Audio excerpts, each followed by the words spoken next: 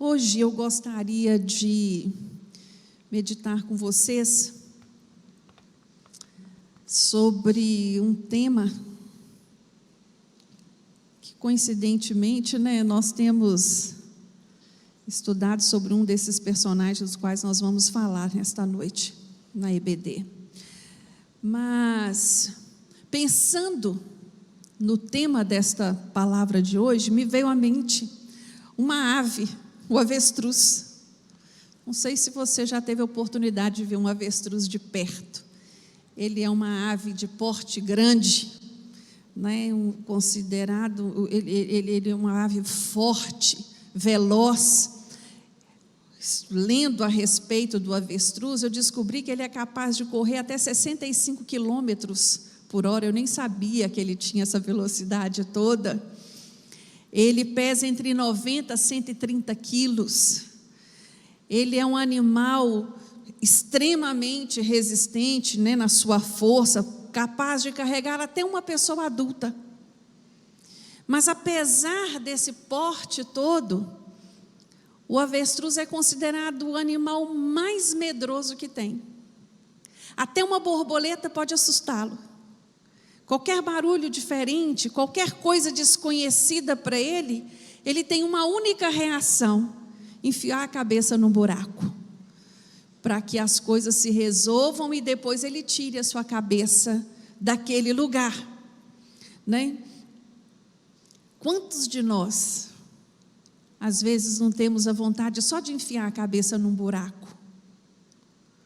Confesso para vocês que nessa enchente eu tive essa vontade. Enfiar a cabeça num buraco e aguardar, as coisas se resolverem. Mas a vida não é assim. Apesar da nossa trajetória de vida, nós enfrentarmos e passarmos por situações adversas que tendem a mexer, com a nossa estrutura, somos atingidos de diversas maneiras, por males, por problemas que nos fazem muitas vezes pensar em fugir, nos fazem muitas vezes ter vontade de nos esconder, ter vontade de enfiar uma cabeça num buraco, como esse avestruz. Conseguiu, Como esse avestruz. Muitos homens e mulheres de Deus, registrados aqui na palavra do Senhor, passaram por grandes aflições, por grandes conflitos, e em alguns momentos, alguns deles pensaram em recuar, alguns deles pensaram se esconder, desejaram até a morte. Lembram de Jonas? Alguns passaram por estas situações, diante do medo, diante da dificuldade, diante da luta. Nós vamos ler hoje 3 textos, 3 passagens distintas, mas que trazem relatos muito parecidos. E eu queria te convidar a abrir a sua Bíblia agora em 1 Reis, no capítulo 19. Vai ser a nossa primeira leitura, a partir do versículo 8. A palavra de Deus nos fala assim: levantou-se, pois, e comeu e bebeu, e com a força daquela comida caminhou 40 dias e 40 noites, até Horebe, o monte de Deus. E ali entrou numa caverna e passou ali a noite. E eis que a palavra do Senhor veio a ele e lhe disse: que fazes aqui, Elias? Eu amo essas perguntas que Deus faz na Bíblia. Como isso mexe comigo. Que fazes aqui, Elias? E ele disse: tenho sido muito zeloso pelo Senhor, Deus dos exércitos, porque os filhos de Israel deixaram o teu concerto, derribaram os teus altares e mataram os teus profetas à espada, e eu fiquei só e buscam a minha vida para tirarem. Agora abra para mim, por favor, lá no livro de Gênesis, no capítulo 50, nós vamos ler apenas 2 versículos. Versículo 13 e 14. Não, vamos ler a partir do versículo 12, 13 e 14. E fizeram-lhe os seus filhos assim como ele lhes ordenara. Pois os seus filhos o levaram à terra de Canaã e o sepultaram na cova do campo de Macpela, que Abraão tinha comprado com o campo por herança de sepultura, a Efron, o Eteu, em frente a Manré.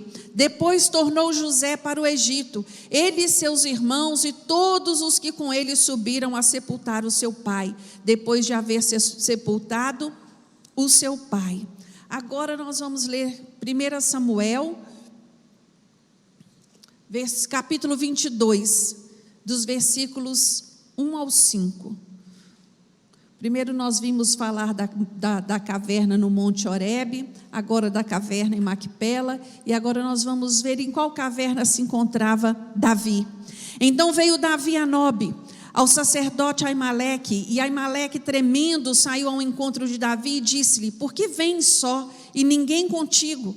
E disse Davi ao sacerdote Aimeleque: o rei me encomendou um negócio. Não, desculpe, irmãos, estou lendo no capítulo errado. Perdão, é capítulo 22. Então Davi se retirou dali e se escapou para a caverna de Adulão. E ouviram-no seus irmãos e toda a casa de seu pai, e desceram ali para ele. E ajuntou-se a ele todo homem que se achava em aperto, e todo homem endividado, e todo homem de espírito desgostoso. E ele se fez chefe deles, e eram com ele uns 400 homens. E foi-se Davi dali a Mispa dos Moabitas, e disse ao rei dos Moabitas: deixe estar meu pai e minha mãe convosco, até que eu saiba o que Deus há de fazer de mim. E trouxe-os perante o rei dos Moabitas, e ficaram com ele todos os dias que Davi esteve no lugar forte.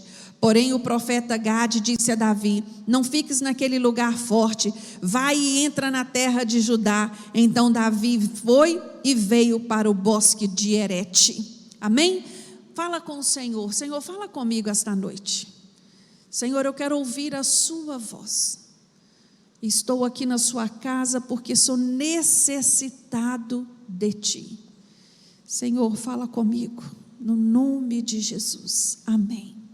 Esses 3 textos que nós lemos, esses 3 personagens, eles se deparavam em situações graves durante suas vidas, e nós lemos aqui o registro de Elias, no momento crítico, indo se abrigar numa caverna no Monte Horebe. Nós vimos Jacó, sendo levado para ser sepultado, aonde Abraão havia comprado aquele pedaço de terra, e encontramos Davi.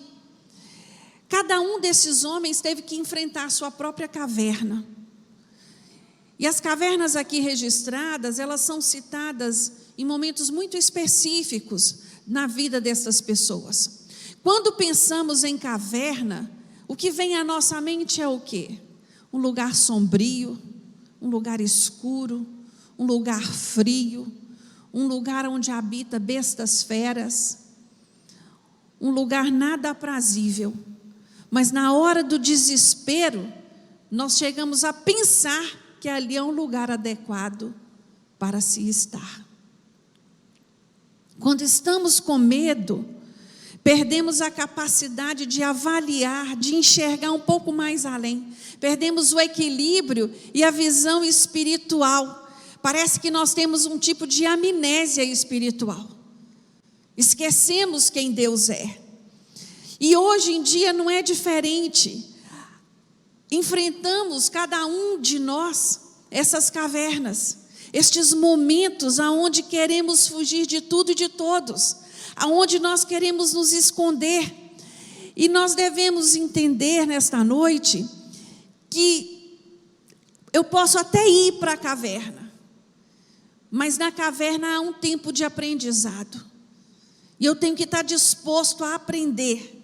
Porque esse tempo na caverna, ele pode ser positivo ou então tremendamente negativo para a minha vida, dependendo do desfecho, dependendo das minhas decisões, dependendo da minha falta de sensibilidade para ouvir a voz de Deus. Você talvez, provavelmente, esteja até se sentindo assim, como um avestruz, uma vontade de enfiar a cabeça num buraco. sem enxergar nenhuma saída, nenhuma possibilidade, uma vontade de fugir e entrar numa caverna.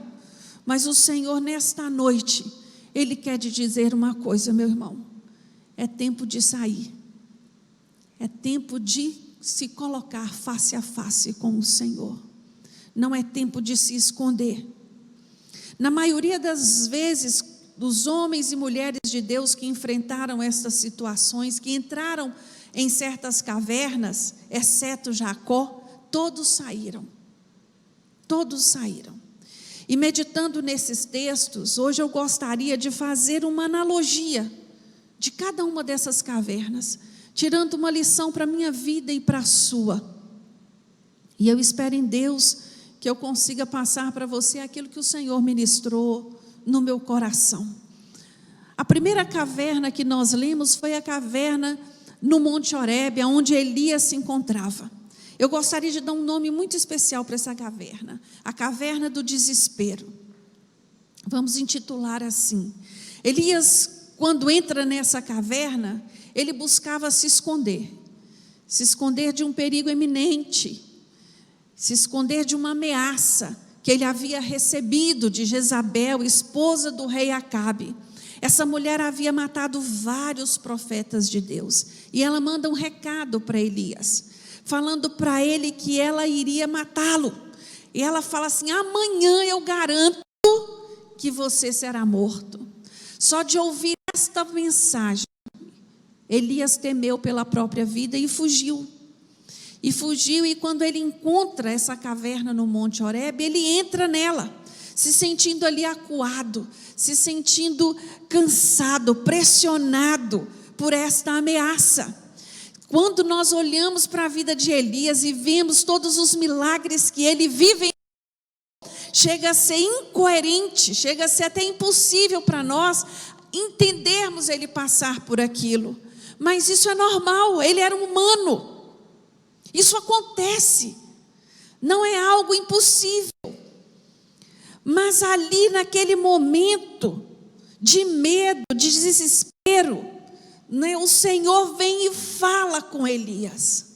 E o Senhor vai fazer uma pergunta muito direta a Elias: Elias, o que você faz aqui? Vocês acham que Deus não sabia o que Elias fazia ali? Sabia. O que o Senhor esperava era Elias reconhecer o momento em que ele vivia. Mesmo Elias sabendo quem Deus era, mesmo Elias vivenciado todo o poder e a manifestação de Deus na vida dele, mesmo entendendo que Deus é poderoso para salvar, libertar e curar, ele escolheu ir para a caverna. E o diálogo que ele tem com Deus, quando ele começa a falar: só sobrou eu. E ali ele começa as suas lamúrias, né? Na verdade, suas justificativas, porque estava, né, naquele lugar. Fala muito para mim e para você, porque a palavra de Deus nos fala que caverna não é lugar do servo do Senhor.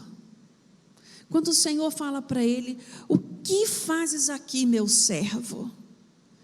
Irmãos, caverna do desespero não é lugar para o servo do Senhor. Eu posso até temer, eu posso até sentir desânimo, eu posso até passar pela angústia, mas eu não posso ficar nesse lugar de desespero, porque eu entendo que o Senhor, o Deus que eu sirvo, Ele é soberano, Ele reina sobre todas as coisas. Não precisamos temer as circunstâncias para saber que aquele que cuida de nós tem poder sobre cada uma delas. Eu preciso lembrar que Deus não nos deu um espírito de covardia, mas sim um espírito de fortaleza, amém?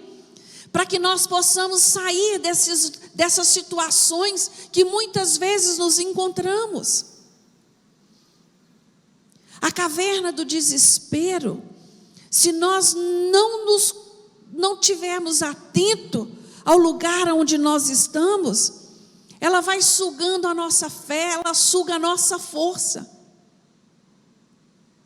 E nesta noite eu queria te falar, meu irmão, minha irmã, talvez você que esteja nos assistindo agora, ou que venha nos assistir, estamos vivendo dias difíceis, estamos vivendo momentos difíceis que pode levar a qualquer um para uma caverna de desespero, mas que você esteja atento nas suas decisões, atento nas suas escolhas, nunca perdendo de vista o Deus que você serve.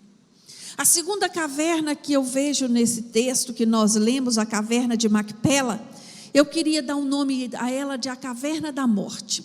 Jacó, o terceiro patriarca, ele é levado para ali pelos seus filhos, como ele havia direcionado, como deveria ser, para ser enterrado, para ser sepultado. Era um costume daquela época, enterrar os mortos em cavernas ou então em túmulos feitos em rocha. E isso foi feito a respeito de Jacó, não é? Mas nós sabemos que nos dias de hoje, tem muita gente viva dentro da caverna da morte. Pessoas que perderam a visão, pessoas que entenderam que não há mais saída para elas, que chegaram à conclusão de que os seus sonhos não valem mais a pena, pessoas que escolheram desistir na caminhada. E essa é uma situação talvez uma das mais difíceis, porque nós entendemos que a morte, ela encerra a nossa atividade aqui na terra, não é isso? Agora, uma pessoa, quando ela está morta espiritualmente, encerra quais atividades da vida dela? A atividade da comunhão, a atividade da adoração, o prazer, a alegria de estar na casa de Deus. Meus irmãos, isso é um estado muito sério.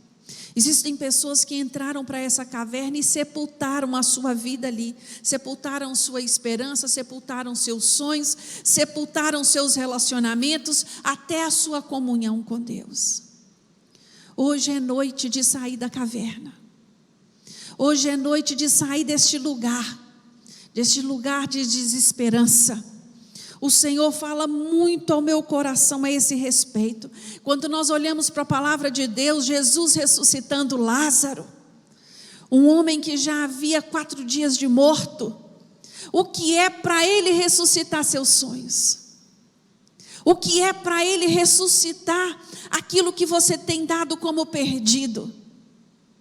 Uma das especialidades de Jesus é trazer à vida aquilo que nós acreditamos não ter mais esperança. Eu amo Jesus, porque quando Ele entra na história, todo o curso muda. É isso que Jesus faz. Ele é aquele que Ele é a própria vida, e Ele traz vida em abundância para mim e para você. E eu sou grata ao Senhor por isso. O Senhor quer mudar essa situação da sua vida no dia de hoje. Ele pode remover a pedra que sepulta você e os seus sonhos. Ele pode fazer diferente. Jesus é aquele que resgata aquilo que você tinha como perdido. Jesus é aquele que resgata aquilo que você tinha como morto. Jesus é aquele que transforma. Jesus é aquele que tira a pedra do sepulcro. Ele é a nossa esperança. E Ele manda te dizer nesta noite: sai desse lugar de morte. Saia desse lugar de morte. O que o Senhor tem para você é muito maior do que você pode imaginar. Muito maior. Nós precisamos entender que a caverna não é lugar do servo do Senhor. Eu particularmente, eu tenho um testemunho pessoal. Quando eu vim de Belo Horizonte para Valadares, eu cheguei aqui na igreja falando com o Senhor no meu coração. eu quero ficar quietinha no meu canto. Eu quero ficar numa caverna onde ninguém me vê. Eu quero entrar na igreja, eu quero sair da igreja sem que ninguém me perceba. Essa foi a minha oração a Deus.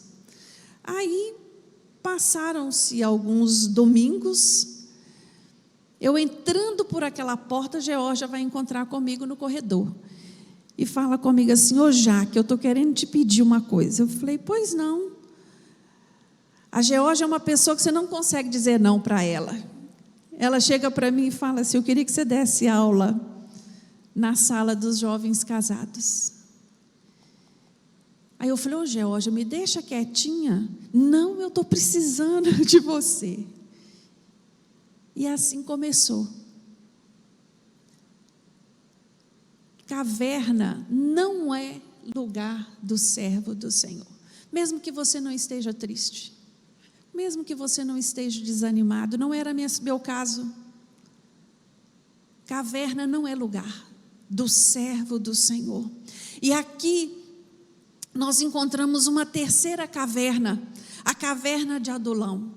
Olha a diferença dessa caverna para as outras duas, porque aqui Davi não estava desesperado, Davi não estava morto, Davi não estava sozinho, como Elias se sentia sozinho, como nós lemos no livro de 1 Samuel, no capítulo 22, Davi estava cercado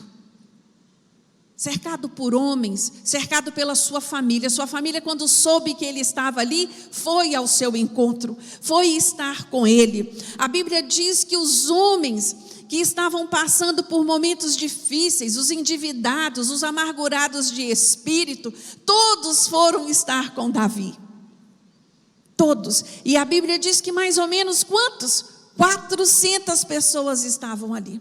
A caverna de Adulão era lugar de refúgio, era lugar de recuperação. Era lugar onde Deus ia tratar com estes homens. Se você continuar lendo esse relato, você vai descobrir que estes 400 homens vieram a ser os soldados de elite de Davi.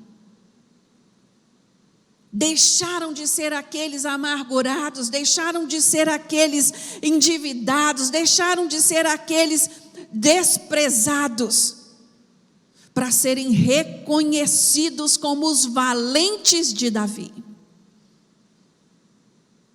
Meu irmão, se há uma caverna que nós temos que ir, é a caverna de Adulão. É ali, para ser tratado, para ser recuperado, para ser restaurada em nós a esperança, para ser estabelecida em nós a vitória que o Senhor tem para cada um de nós. Estes homens foram transformados ali, e ali Davi aprendeu a lidar com pessoas. Davi tinha sido ungido a rei, mas ele não tinha feito nenhum estágio para isso. O seu estágio foi na caverna de Adulão. Ali ele treinou aqueles homens para ser excepcionais. Ali Davi mostrou àqueles homens o valor que cada um deles tinha. Se você tem que passar por uma caverna, que seja essa. Fale para o Senhor: Senhor, trata comigo, restaura a minha força, me dá visão nova, abre o meu entendimento, me mostra aquilo que o Senhor tem para mim. Eu quero sair deste lugar vitorioso, eu quero sair deste lugar transformado, eu não quero sair da mesma forma que eu entrei, oprimido, desiludido. Foi isso que aconteceu naquele lugar. Deus nos transforma na caverna de Adulão, meus irmãos. Deus trabalha conosco. Ali há ensinamento para as nossas vidas. E o que mais fala comigo a respeito desses 3 episódios que nós lemos na Bíblia, que o Jesus, somente Ele, é aquele que nos dá esperança no momento de desespero. Que Jesus é aquele que traz vida quando tudo é morte. Jesus é aquele que transforma derrotado em vitorioso. Aleluias. E é isso que o Senhor quer fazer com a nossa vida. Jesus, Ele é a nossa esperança.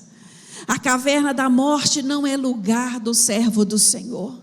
A caverna do desespero não é lugar do servo do Senhor. Se há uma caverna que eu tenha que passar, que eu passe pela caverna de Adulão, que eu transforme este lugar onde eu estou na caverna de Adulão, e fale para o Senhor: Senhor, fala comigo, trabalha na minha vida, muda a minha história. Só Ele tem poder para fazer estas coisas. A palavra de Deus nos fala que nós em Cristo Jesus somos mais que vencedores. Eu amo essa expressão, mais que vencedores, porque vencedor é aquele que se esforça, é aquele que se aplica, é aquele que se dedica, é aquele que treina dia e noite para vencer. Agora, mais do que vencedor, não. O mais do que vencedor é aquele que não tem nenhuma probabilidade de vencer, mas o Senhor o transforma em vencedor, apesar da sua incapacidade, apesar das suas falhas, apesar das suas fraquezas. É neste lugar de mais que vencedor que o Senhor tem para cada um de nós nesta noite, aleluias. Que o Senhor possa te dar entendimento, para que você veja que é necessário sair deste lugar.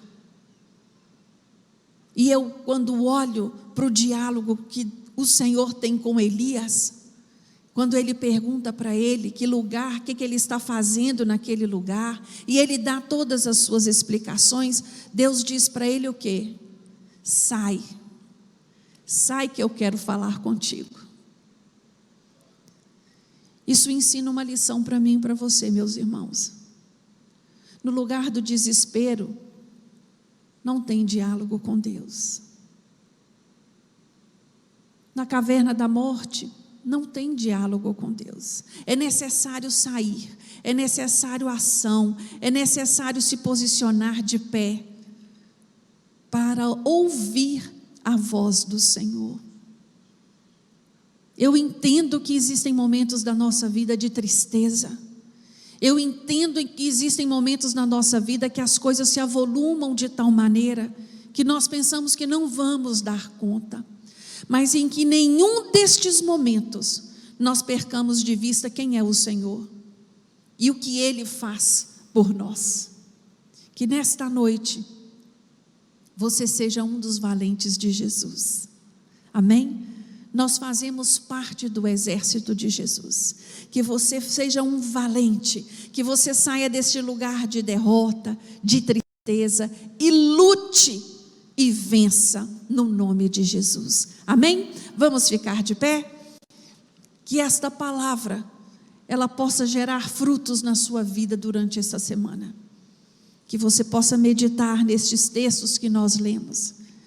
Que o Espírito Santo de Deus possa ministrar no seu coração. E que você tenha entendimento de que Jesus, Ele é tudo para a nossa vida. Feche os seus olhos agora e fala com o Senhor. Fala com o Senhor o que você está fazendo neste lugar onde você se encontra. Se Jesus perguntar para você neste momento: Jaqueline, o que você faz aí? Que você possa ter, não justificativas vãs para Deus, mas que você possa ter motivos para declarar a vitória do Senhor sobre a sua vida. Senhor nosso Deus, nós te louvamos e te damos graças, meu Deus, por todo o bem que o Senhor tem nos feito. É maravilhoso estar na tua casa, é maravilhoso te louvar, é maravilhoso meditar na tua palavra, é maravilhoso ter a oportunidade de ofertar na tua casa, mas nada se compara, Senhor, às tuas promessas para a nossa vida. E nesta noite, meu Deus, eu quero apresentar cada um dos teus filhos que estão aqui neste templo e aqueles que nos ouvem. Ah, Deus, o Senhor conhece o coração de cada um deles, o Senhor conhece o estado da alma de cada um deles, e eu lhe peço nesta noite, meu Deus, envia consolo, envia renovo que vem do alto, envia esperança, envia força para sair deste estado, meu Deus, de tristeza, de desânimo, de derrota, no nome de Jesus. Ah, Deus, que não só na minha vida, mas na vida de cada um dos meus irmãos, o Senhor possa promover o ensinamento que o Senhor tem para nós, nestes momentos de dificuldade, nestes momentos de luta. Deus, eu te louvo, meu Deus, por todo o cuidado que o Senhor tem dispensado a nós, apesar das dificuldades, apesar dos empecilhos, apesar dos problemas diários, o Senhor tem nos feito mais do que vencedores a cada dia, aleluia. Por isso, meu Deus, eu te peço nesta noite, dê ordem aos teus anjos a favor da vida dos teus filhos, que eles possam declarar a vitória na vida deles nesta noite, que eles possam profetizar do teu poder e da tua graça. Em nome de Jesus nós oramos, Senhor, e damos graças. Amém. Deus abençoe o resto da sua noite. Amém.